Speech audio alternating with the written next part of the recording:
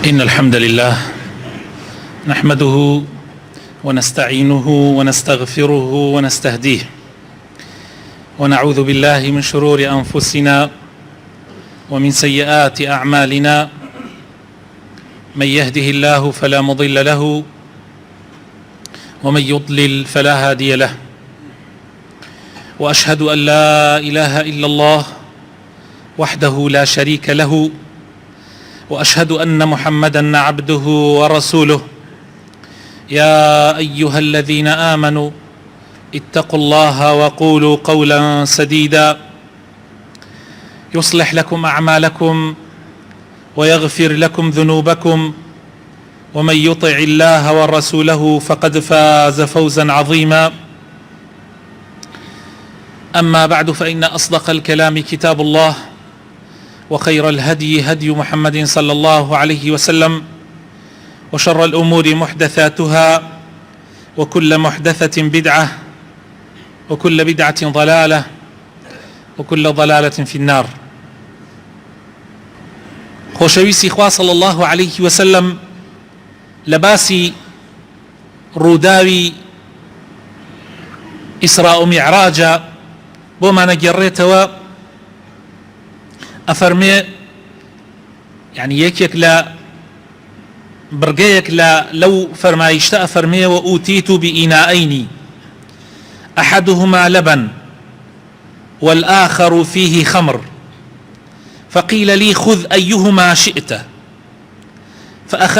فأخذت اللبن فشربته، فقيل لي هديت الفطرة أو أصبت الفطرة، أما إنك لو أخذت الخمر غوت أمتك. في غمرة فرمي صلى الله عليه وسلم لشوي إسراء ومعراج جبريل دو پەرداخی بۆ هێنامێکێکی شیری تیابوو، ئەوی تریشان عرق.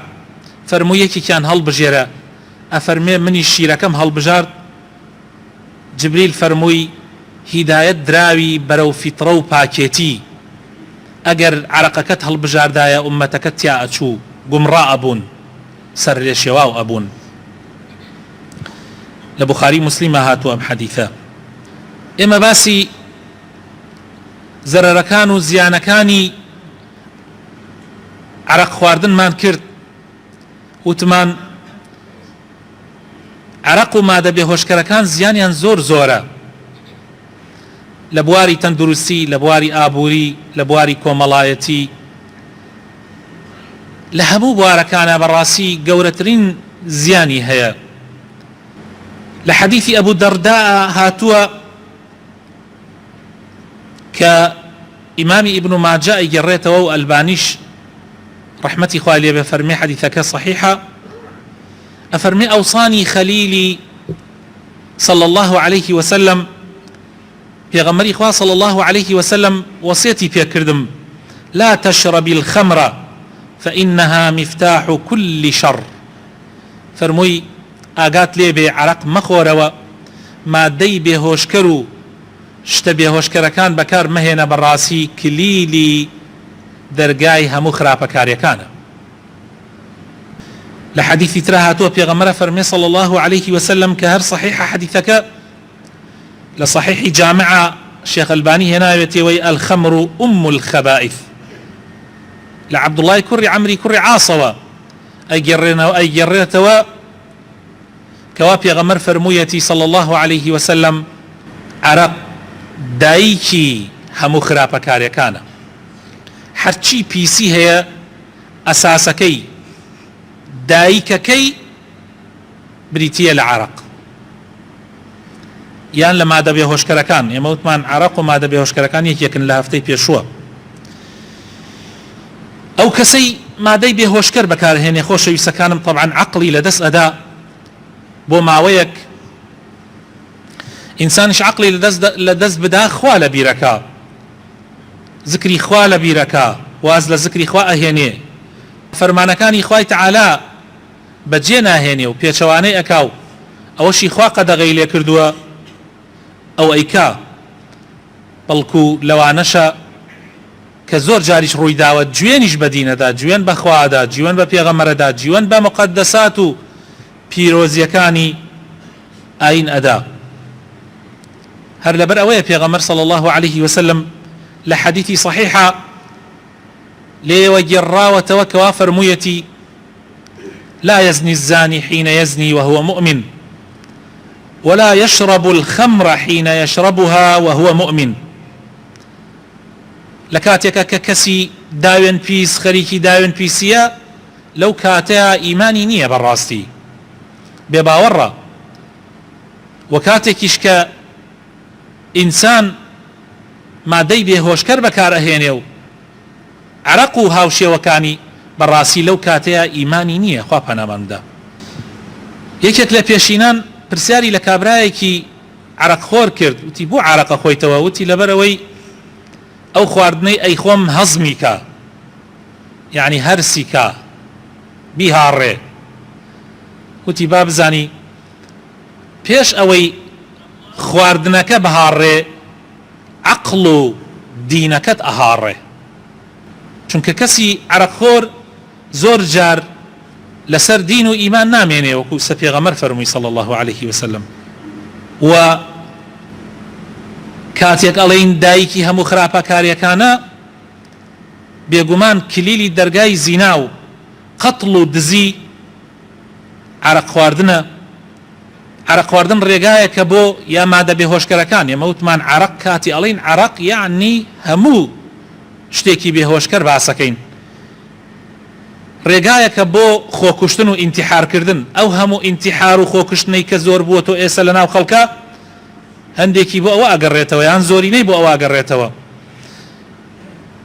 ئیهمالکردنی ماڵ و مناڵ، ئیهمالکردنی خێزان، ئیهمالکردنی کار و وەزیفە، ئازاردانی دایک و باوک، ڕووداوە هاتوچۆکان و زۆرێک لە خراپەکاریەکان بەهۆی ئەوەوە ڕوئەدا. ئیمامی نەسائی و بەیهەقی و هەندێک لە زانایان ئەیگەڕنەوە لە ئیمامی عوثمانەوە کەوا ئیمامی عوثمان فەرموویەتی ئامان ئاگاتان لە شتە بێهۆشکەرەکان بێ، خۆتانی لێ نزیک مەکەنەوە، بەڕاستی دایکی هەموو خراپەکاریەکانە. ئەمجا باسی کابرایەک ئەگێڕێتەوە لە پێش ئیسلام. کابرا لێ بڕاوە بۆ عیبادەتکردن و پەرستش. زەلامێک لێ بڕابوو کە خواپەرستی بکە، بەڵام ئافرەتێک تەماحی ئەم کابرایی کردبوو، زۆر بە دەوریا ئەهات و ئەڕۆیشت فایدەی نەبوو. ڕۆژێکیان پیلانێکی بۆ دانا، پیلانەکەیش بریتی بوو لەوەی کە جاریەکەی خۆی دارد بۆ لای وتی گەورەکەم داوات لێ ئەکا بێی شایەتیمان بۆ بدەی لەسەر بابەتێک، لەسەر قەزیەیەک. ئەویش لەبەر ئەوەی شایەتیدان یەکێکە لە واجباتی ئیماندار هات. کاتی هات لە هەر دەرگایەک و ئەهاتە ژوورۆ دەرگاکەیان کلی لەدا تا گەشتە لای ئافرەتەکە بینی ئەو ئافرەتەیە. پێی وت من لە زۆر هەوڵت لەگەڵ ئادەم وەکو ئەزانی ئێستا یان حەیات ئەبەم یان یەکێ لەم سێشتە هەڵە بژێری، یا لەگەڵ ما داوێن پیسیەکەی، یان ئەو مناڵە کە زۆڵە و مناڵێکی بێ باوکە ئەیکوژی، یان وەکو لەو عرەقە ئەخۆیتەوە. ئیتر کابراش لەبەر سومعەتی خۆی و لە ترسی ئەوەیە کە ڕزگاری ببێ عرەقەکەی هەڵبژارد کە یەک پەرداخی لێ خوارد، دوای ئەوە داوای زیاتری کرد و زیاتری کرد و زیاتری کرد تا بێهۆش کەوت و دوای ئەوە داوێن پیسی لەگەڵ ئافرەتەکەیا کرد و مناڵەکەشی کوشت. هەر لەبەرەوە ئیمامی عوثمان ئەفەرمێ ڕزای خوای لێبێ، ئەفەرمێ فاجتنبوا الخمر فإنها والله لا يجتمع الإيمان وإدمان الخمر إلا ليوشك أن يخرج أحدهما صاحبه. أفرمي دور بقرن لما دبي هوشكركان براسي قد إيمان إدمان قد باورو راهاتن آلو دبون بما دبي هوشكركان ولا ضليكا كونا بيتوا أميان هاتنا وأيان دركا يا أوتا إيمان یا ئەوەتە ئالوودەبوون بە مادە بێهۆشکەرەکان. ئەو کەسانی کە ئەو مادانە بەکاردێنن بەڕاستی ماڵوێران ئەبن. زۆر جار هەرچی ماڵیان هەیە و سەروەتیان هەیە ئیخەنە سەر ئەو مادانە حتى تەنانەت ماڵ و مناڵی خۆیان ئیهمالەکەن ئەگاتە حەدێک جاری وهەیە ئایان خەنە سوال و نمونەش زۆرە لە دەوروبەرەکەمانە کە ئەیبینین خێزانی ئەوانە زۆربەی جار سواڵەکەن لەم لاو لەولا وخوای تەعالایش لە ڕۆژی قیامەتە لێپرسینەوە لە ئینسانەکە لەو ماڵەی کە هەیەی لەکوێ دەری هێناوە و لەکوێشا سەرفی کردووە جا زۆر کێشەیەکی گەورەیە کە لە ڕۆژی قیامەتە تۆ بڵێ من ماڵەکەم لە عەرەقا بەکارهێناوە لە عەرەقە خواردنا سەرف کردووە مادەبێ هۆشکەرەکان لەلایەنی سەحی و تەندروستیشەوە زیانێکی زۆر گەورەیان هەیە زۆرێک لە نەخۆشیەکانی دڵ و وشکبوونی دەماری ئینسان یعنی ماسوولکەکان پەخستنی کۆ ئەندامەکانی هەرسکردن هەناسەدان زاوزێکردن تێکشکان و لە ناوبردنی خانەکانی مێشک دەیەها نەخۆشی تری کوشندە خۆشەویستەکانم کە ئەهلی اختصاص و پسپۆڕەکانی بواری تەندروستی باسی لێوە ئەکەن کەوا لەو کەسە ئەکا کە ئالوودەی مادەبێ هۆشکەرەکان بووە نەک تەنها ببنە کێشە بۆ خۆیان بەتەنیا بەڵکو دەبنە بارێکی زۆر قورس لەسەر خێزان و لەسەر کۆمەڵگاکەشیان خوای تەعالایش لە قورئانی پیرۆزا فەرمێ ولا تقتلوا أنفسكم إن الله كان بكم رحيما ومن يفعل ذلك عدوانا وظلما فسوف نصليه نارا وكان ذلك على الله يسيرا خوتان مكوجن خۆشەویستەکانم هەر مادەیەکیش ببێتە هۆی ئەوەی کە ئینسان بکوژێ بەکارهێنانی بەڕاستی تاوانێکی زۆر گەورەیە وەکو ئەوە وایە خۆی بکوژێ هەر کەسێکیش ئەو کارانە بکاو ئەو تاوانە ئەنجام بدا بەڕاستی خوای تەعالا فەرمێ ئەی خەینە ئاگری جەهەنەمەوە خۆکوشتن تاوانێکی زۆر گەورەیە عەرەق خواردن و مادەبێ هۆشکەرەکانیش هۆکارێکی سەرەکیە بۆ خۆکوشتن لە دنیایە سەرنجامی ئەو کەسانەی کە مادەی بێهۆشکەر بەکارهێنن سەرنجامیان چییە هەمومان ئەزانین یا بەردینخانەکان یا خەستەخانەی دەرونی ماڵ و مناڵی هەموو پەرتەوازە ئەبن لەوانەیە ژنەکەی تەلاق بدا قوربەسەر ببێ مناڵەکانی ئەفەوتێن لەوانەیە لە کارەکەی فەسڵ بکرێ لەناو کۆمەلگایە بەڕاستی کەسێکی گۆشەگیر ئەبێ ناتوانێت تێکەڵی خەڵک بکە لە قیامەتیشا پێغەمبەر فەرمێ صلی الله عليه وسلم خوای تەعالا لعنەتی کردووە لە عەرەق لە بخۆرەکەی لەوەی ئەیداتە دەرخواردی لەوەی کە ئەیفرۆشێ لەوەی کە پێ ئەفرۆشرێ لەوەی ئەیگوشێ و دروستێکە لەوەیشی بۆی ئەگوشرێ لەوەی هەڵی ئەگرێ لەوەیشی بۆی هەڵەگیرێ دەکەس بەهۆی عەرەقەوە بەهۆی مادەی بێهۆشکەرەوە لعنەتیان لێکراوە دەکەس یعنی تۆ مادە بێهۆشکەرەکان بیهێنی بیفرۆشی هەڵی بگری لە سیارەکەتە لە گیرفانتە مەسئولێت کە و عەرەقە خوات و تو بەردەور دەستیادێ با خۆتیش نەیخۆی بیدەیتە دەرخواردی بۆی دانەی مەزەی بۆ بکەی ئەمانە هەموو نەگبەتی و بەدبەختیە خۆشەویستەکانم ئەمانە هەموو بەری لعنەتی خوای تەعالا کەوتون پێغەمبەرە فەرمێ صلی الله عليه وسلم ئەو هۆکارانەی کە بوونەتە هۆی ئەوەی کەوا مادە بێهۆشکەرەکان لەناو کۆمەلگایە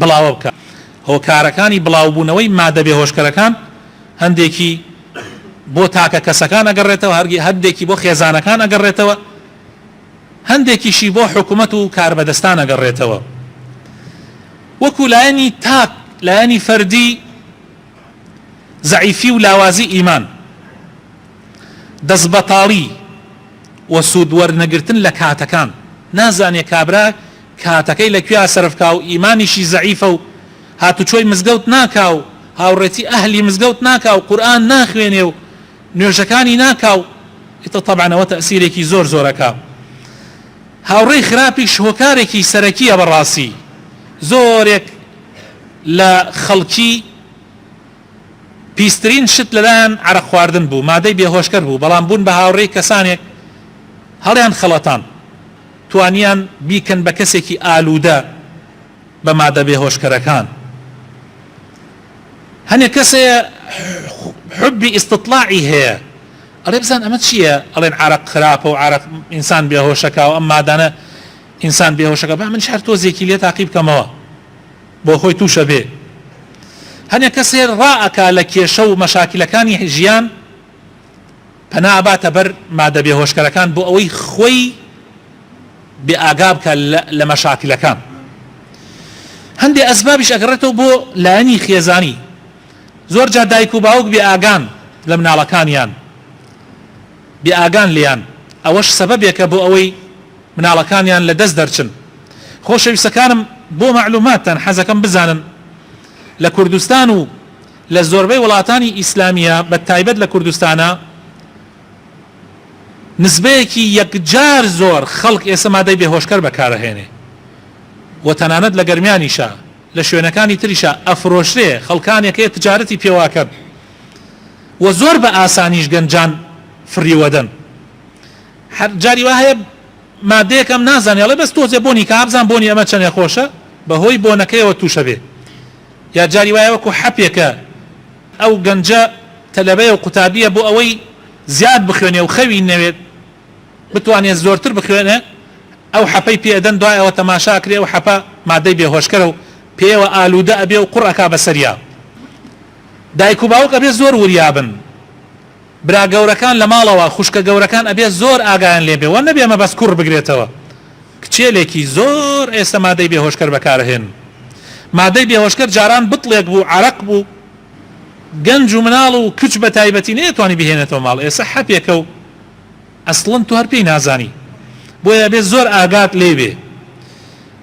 پەروەردەکردن زۆر گرنگە و پەروەردەکردنیش لە ماڵەوە دەستی پێکا، پاشان لە مەدرسە و لە قوتابخانەکان ئەرکەکە کەوێتە سەر ئەستۆی مامۆستا بەڕێزەکان، ئیدارەی مەدرسەکان.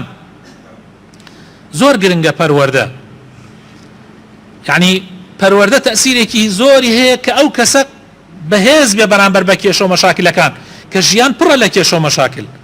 ئینسان نابێ پەنا بباتە بەرەوەی عەقڵی خۆی لەدەست بدا، لەبەرەوەی مەشاکلەکانی لە کۆڵ ببێتەوە. بە نەمانی عەقڵ و بەخۆ گێلکردن مەشاکل حەل نابێ، بەڵکو تا بێ زیاتریش ئەکا. بۆیە زۆر گرنگە پەروەردەیەکی ئیمانی باش بۆ مناڵەکانمان دروستکەین، خەمیان بخۆین، با ڕوو لە مزگەوت بن. کابرایەک ئێستا حاجیە و زاهیر پیاوێکی ڕووی کردۆتە خوا، لە سەردەمێک لە سەردەمەکانە لە ساڵەکانی نەوەتەکان برازایەکی هاتوچۆی ئێمەیە کردو، ئەلحەمدولیلا بوو بە قورئان خوێن و لە ماوەی 6 مانگە قورئانی ختم کرد و زۆر ڕووی کردە خوا. بەڵام ئەو کابرایە کە مامی بوو بە ئەو پەڕی توندی دژایەتیە کرد کە ڕوو نەکاتە مزگەوت و قورئان نەخوێنێ. ئەیوت هەرچی ئەکەی بیکە بەس مەڕۆ بۆ مزگەوت. دەوڵەمەند بوو، ئەیوت هەرچیت ئەوە بۆ تێکەم، هەرچی پارە ئەوەی بڕۆ بۆ قەحبەخانە ئەچی دوو لە ڕووی جەنابتان، بۆ نادی ئەچی، بۆ هەرکوێ ئەچی بچۆ، بەس ڕوو مەکەرە مزگەوت. طبعا لەم دوایەوە طبعا ئەو کوڕە ڕۆشت ڕووی کردە ئەوروپا و دەیەها مەشاکلی بەسەر هاتوو لەو کاتەشۆ لە ئەوروپایە تا ئێستا. بەڵام ئێستا مامەکەی پەنجەی خۆی ئەگازێ، خۆزگایە من ئەو کاتەوە ئام نەکردایە، من چوو زانم، من نەمزانی، من تازە سوودی عایلە و خێزان کاریگەریەکی زۆریان هەیە. لە ترسی هەنیە شتا جاری وا هەیە حەز ناکا کوڕەکەی بێ بۆ مزگەوت، بەڵام لەولاوە کوڕێکی سەرسەری و عارەخۆر و تلیاکۆر و تلیاکێشی بۆ دروستە بێ. ئەوە نەکبەتێکی زۆر گەورەیە خۆشەویستەکانم، بە ئاگامان لە خۆمان بێ. زۆر زەختیش نەکرێ لە مناڵەکان. ئیسا مناڵ لە ماڵەوە مەسەن قوتابخانە تەواوەکە یان مەسەن کەوتووە ساڵی ئەکەوێ لە مەکتەب، یعنی زەختیە زۆر مەخەنە سەر مناڵەکانتان لە ماڵەوە. خۆ دنیا وێران نابێ ئەگەر مناڵەکەت ساڵێ بکەوێ. خۆ ئەگەر مناڵەکەت ساڵێ دوان بێ ئیش بێ، هەتا ئیشێکی باشی دەسەکەوێ بە گوێرەی خۆی، خۆ تۆ لە برسە نامری. تۆ کاتی خۆی کە گەنج بووی ڕبعێ ئەوەت نەبوو کە ئێستا باوکت ئەوەی نەبوو کە ئێستا تو هەتە و ژیانیش ئەڕۆیشت و ئەوەتە ماویشی. زۆر زەخت بەسەر مناڵەکانتان مەکەن، وایان پێ بکەن پەنا بنە بەر شتی تر. یا ڕەبی خوایە بەخاتم ناوە جوانەکانی خۆت ڕەحمان پێ بکەی، هیدایەتمان بدەیت، نوری ئیمان بخێتە دڵەکانمانەوە بەردەوام من بکەیت لەسەر تاعات و عیبادەتی خۆت یا ڕەبی خوایە بۆ خاتر ناوە جوانەکانی خۆت بۆ خاتر ئیسمی عەظەمی خۆت یا ڕەبی خوایە لە هەموو خراپەیەک و خراپەکاریەک بە دوورمان بگری ماڵ و مناڵمان بە دوور بگری لە هەموو خراپ و خراپەکاریەک یا ڕەبی شیفای نەخۆشەکانمان بدەیت بە تایبەتی ئەوانەی داوای دوعای خێران کردووە یا ڕەبی ڕەحم بە مردوەکانمان بکەی یا ڕەبی کوردستان لە بەڵاو موسیبەت بە دوور بگری ئامین ئامین خۆشەویستەکانم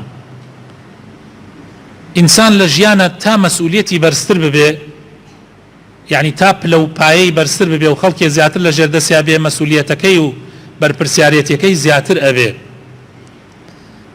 حکوومەت ئەرکی زۆر گرانە حکوومەت ئەتوانێت نەیە لێ مادەی بێهۆشکەر لە وڵاتە بڵاو بێتەوە ئەتوانێت حدودەکان سنوورەکان بتەنێ حکوومەت ئەتوانێت خەمی گەنجان بخوا کێشەکانیان چارەسەر بکە حکوومەت ئەتوانێت لایەنی پەروەردە